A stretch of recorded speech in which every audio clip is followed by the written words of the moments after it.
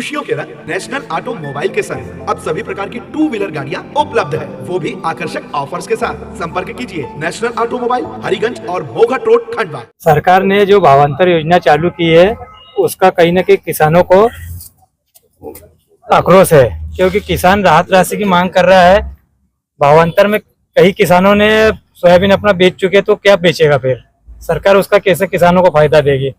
और मैं ये कहना चाहता हूँ, जैसे अभी भावांतर का चल रहा है, सोयाबीन के लिए किसान परेशान है। यदि इस बार ये जिले में कई गांव छूट गए, ये जिला ही लगभग पूरा छूट गया है, तो मैं ये कहना चाहता हूँ भारतीय किसान संघ की ओर से कि सांसद महोदय जी ध्यान से सुन ले, कोई गांव छूटता है तो आपको उस गांव में अंदर नहीं जाने दिया जाएगा, और चाहे सांसद जी हो, विधायक जी हो, क्योंकि हमारी बात उन्होंने सर्वे किया था, हमने उनको अवगत करवाया था सोयाबीन खराब है। उन्होंने आश्वासन दिया कि 100% सुरगांव जोशी में आए तो बोले फसल खराब है तो मुआवजा नहीं आता, तो फिर तुम सुरगांव में या कोई से भी गांव में आने के लायक नहीं हो। जनप्रतिनिधि कोई भी उनको नहीं आने दिया जाएगा गांव में। हम पिछले 1 से 1.5 महीने से लगातार सोयाबीन की फसल को लेकर आंदोलन कर रहे हैं। 3 दिन के धरने दिए हैं। यहाँ से आदेश भी निकलते हैं कि किसानों की सोयाबीन के सर्वे किया जाए। जनप्रतिनिधि भी खेतों में गए कि वास्तव में किसान को कटे के पैसे नहीं मिलेंगे, लेकिन जब राहत राशि बढ़ती है तो खंडवा जिले को 0 पैसा दिया जाता है, किसी भी किसान को 1 रुपया नहीं मिलेगा। ऐसे में किसान बहुत आक्रोशित है। और इन्होंने बीच में एक योजना लाया, भावांतर योजना, जो कि पिछले साल समर्थन मूल्य पर खरीदी की गई थी। भावांतर योजना जब सभी प्रदेशों में समर्थन मूल्य पर खरीदी की जाती है, तो फिर मात्र मध्य प्रदेश में भावांतर योजना लाने की क्या जरूरत थी। कहीं ना कहीं किसान फसलों की राहत राशि के लिए, बीमे के लिए मांग कर रहे थे, उसमें भावांतर राशि फंसा करके किसान को गुमराह किया जा रहा है, जो सरकार की गलत नीति है। इसका पूरा किसान विरोध करता है। और यहाँ के जनप्रतिनिधि जो हैं, जिन्होंने भी किसानों के खेतों में जाकर देखा है कि पूरी नुकसानी है, उनकी बात कथनी कही है और करनी कही है। ऐसे में पूरे एक जिले का किसान आक्रोशित है। ऐसे में बहुत बड़ा आंदोलन की मैं चेतावनी देता हूँ। अगर समय रहते किसानों को सहायता राशि नहीं मिलती तो इसका आंदोलन किया जाएगा। उसकी सारी जवाबदारी यहाँ के जनप्रतिनिधि और यहाँ के प्रशासन की रहेगी। भावांतर योजना जब 4500 रुपए से ऊपर किसी किसान का सोयाबीन बिकेगा तो उसको 500-700 रुपए दिया जाएगा, जबकि मंडियों में 3350 बिक रहा है। ऐसे में समर्थन मूल्य पर खरीदी की मांग करता है भारतीय किसान। ये जो भावांतर योजना का जो झुंझुना किसानों को दिया जा रहा है, ये कहीं ना कहीं गलत है और इसका हम विरोध करते हैं। समर्थन मूल्य पर खरीदी करो आप। अभी आप क्या चाहते हैं? अभी हम चाहते हैं कि पहले तो किसानों को सहायता राशि मिले। पूरे जिला में किसानों की फसल खराब हुई है, सोयाबीन की, कपास की, मक्का की, उनको सहायता राशि दी जाए तत्काल। और भावांतर योजना जो है इसको बंद करके समर्थन मूल्य पर खरीदी के लिए हम मांग करने आए यहाँ पर। मैं भारतीय किसान संघ तहसील अध्यक्ष पुनासा से। हमारे तहसील में कपास की बहुत ज्यादा पैदावार होती है। पूरे जिले में पुनासा तहसील कपास में अग्रणी है। और इस बार अति बारिश से लगातार हमारी तहसील में 4 महीने से सतत बारिश हो रही है। इस कारण कपास की हालत, सोयाबीन की हालत पूरी तरह से खराब है। तो शासन प्रशासन से हम आवेदन करते हैं, निवेदन करते हैं। अभी हमने 10 सितंबर को भी बहुत बड़ी रैली करी थी, हर तहसील में जिले की रैली करी थी, लेकिन उसके बाद भी शासन प्रशासन को इस बात का अभी तक कोई समझ में नहीं आया कि किसान कितना परेशान है। हम सभी तहसीलों से आज यहाँ पर पधारे हैं। कलेक्टर महोदय को इस बात का अवगत कराते हैं कि अगर दीपावली के पहले किसान को किसी प्रकार की राहत राशि नहीं दी तो ये हमारी दीपावली तो खराब हुई, लेकिन हम पूरे शासन प्रशासन की दीपावली भी खराब कर देंगे। क्यों कि हमको फसल से ऊपर से अतिवृष्टि से परेशान है, फसल बैठ चुकी है, लेकिन हमारे पास जो दूध, फल, सब्जी है ये शहर तक नहीं आएगा तो आप भी पूरी तरह से दीपावली नहीं मनाएंगे। ये हमारी दीपावली के पहले ये शासन प्रशासन को चेतावनी है। आप क्या कहेंगे? जी, मैं भारतीय किसान संघ जिला मीडिया प्रभारी अभिषेक गंगराड़े। भारतीय किसान संघ ने जो पिछले 3 दिन का धरना दिया था कलेक्टर कार्यालय में, अपर कलेक्टर के द्वारा सर्वे की आदेश जारी करने के बाद भी कई गांवों में सर्वे नहीं हुए, जिसका खामियाजा इस प्रकार से भुगतना पड़ा कि क्षतिपूर्ति की राशि 1 रुपया भी किसी भी जगह पर नहीं आई है।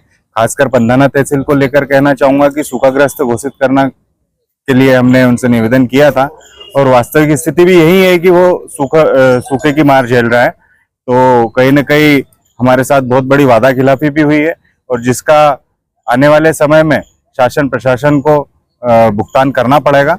और हम सबसे मेन चीज तो यहाँ के जो जनप्रतिनिधि है वो बिल्कुल निष्क्रिय है, क्योंकि हमारी मांगों को वो आगे तक नहीं पहुंचा पाए, इसलिए आने वाले समय में उन्हें चुनाव में इसका भुगतान करना पड़ेगा।